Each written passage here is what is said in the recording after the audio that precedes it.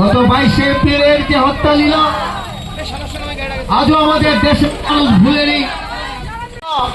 এইভাবে চলতে দেওয়া যায় না। পাকিস্তানের সন্ত্রাসী ঘাঁটি অবশ্যই ধ্বংস করতে হবে। আমার সিঁদুর যখন মুছে গেছে, আমাকে হত্যা করে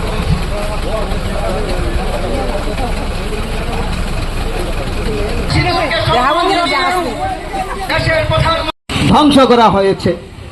বন্ধুরা, পাকিস্তানের সন্ত্রাসীরা প্রায় সময় যখন আমাদের এই দেশে আক্রমণ করে, আর সেই সময় একজন দর্শনার্থী আমাদের বোন সন্ত্রাসীদের কাছে অনুরোধ করে বলছিল, আমার স্বামীকে গুলি করে হত্যা করেছ।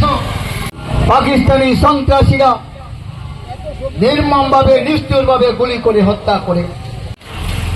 আমাদের দুজন মহিলা থানার নেতৃত্বে সেনারা পাকিস্তানে প্রবেশ করে এবং পাকিস্তানের 6টি সন্ত্রাসী ঘাঁটি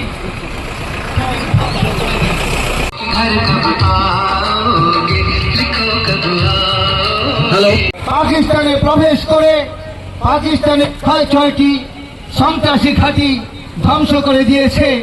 এটা আমাদের ভারতীয় সেনাদের কাছে চলে।